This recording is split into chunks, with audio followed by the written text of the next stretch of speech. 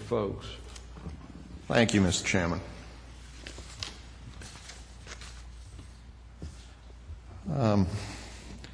All we've really been given on this candidate is a resume. The problem with resumes is that they only tell you how good the person was at solving yesterday's problems. The majority of the candidate's experience as financial director was compiled in the 90s. You will recall that the good times were rolling in that decade. The economy was growing, unemployment was low, real estate values were increasing, budgets could be increased without increasing tax rates. Strong markets made it easy to fund generous pension plans. Government borrowing levels were low. The problems and risks of variable rate bonds and swaps were not yet visible.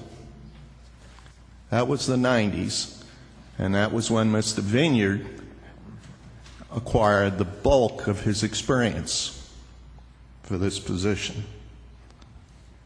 The question on the minds of the citizens is this, and by the way, I've had more citizen input on this issue than I've had on any other issue.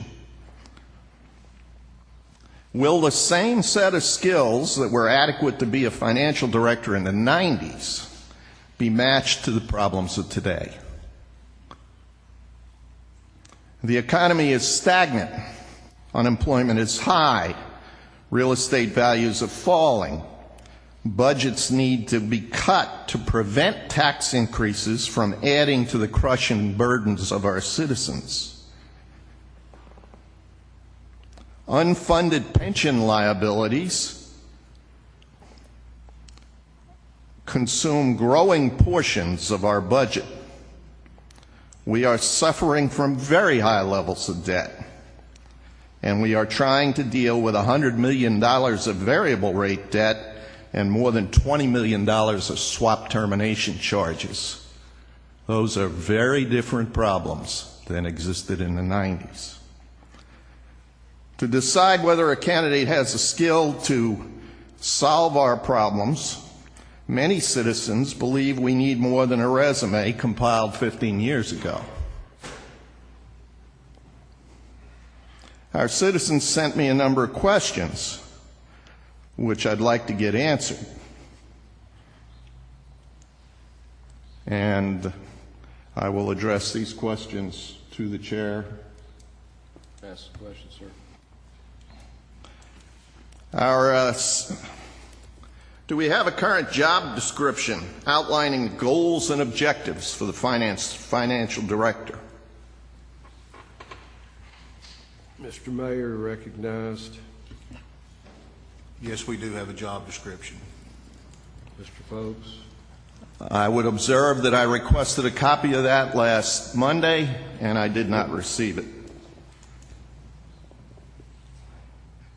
Second question, Mr. Chairman. Ask the question, sir. How many other people were interviewed for this position? Mr. Mayor. There were no other interviews that took place.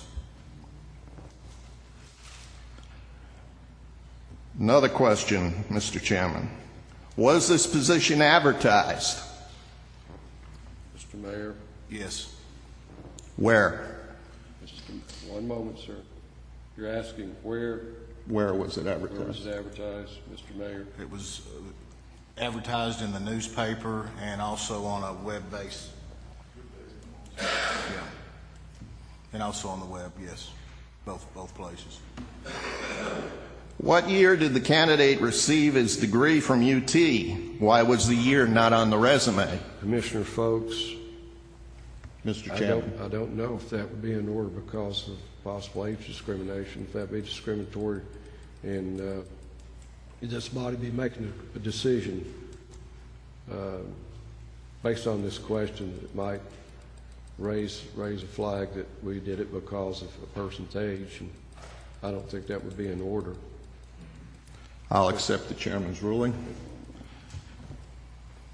How many reference checks were conducted on this candidate? Mr. Mayor, Altogether, I myself have talked to 10 or 12 people, including former mayors and county executives. Mr. Folks. Mr. Chairman, did any of these reference checks explore the candidate's effectiveness in cutting budgets?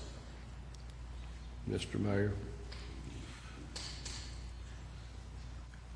Three of the candidates, or three of the references, did specifically say that that Mr. Vineyard was a very conservative financial director, and without saying it in a mean way, they said that he says no a lot more than what you normally would hear in a financial director. Mr. Folks, you still have the floor. Yes. Mr. Chairman, did any of these reference checks explore the candidate's ability to unwind complicated variable rate and swap transactions? Mr. Mayor. No.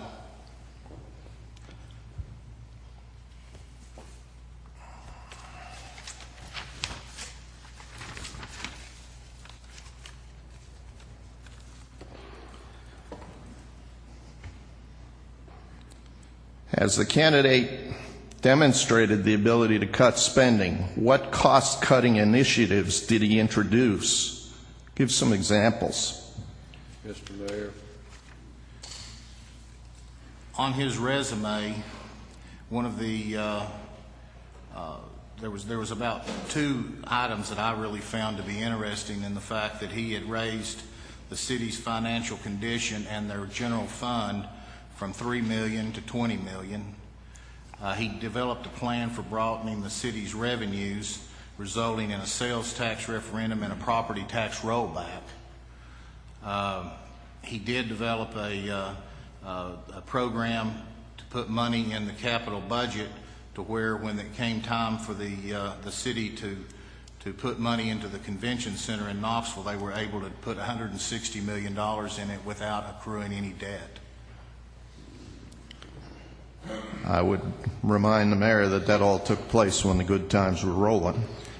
Does the candidate, Mr. Chairman, does the candidate have any experience with VRDO bonds and swaps? Give some examples. Mr. Mayor. I don't know. Mr. Chairman, does the candidate understand that his job is to represent the county citizens, not the county employees, in budget, pension, and benefits discussions? Give some examples of past actions that demonstrate this understanding. Commissioner Folks, I believe this is an employee of Blount County and not an elected representative of the citizens of Blount County. Therefore, that would be like asking any other employee if they're there to serve the citizens of Blount County, which I'm sure each one would say yes. But I'll allow the mayor to answer. Thank you. Will you repeat that again, please? Does the candidate understand that his job is to represent the county citizens, not the county employees, in budget, pension, and benefits discussions? Give some examples of past actions that demonstrate this understanding. I have no examples of past action.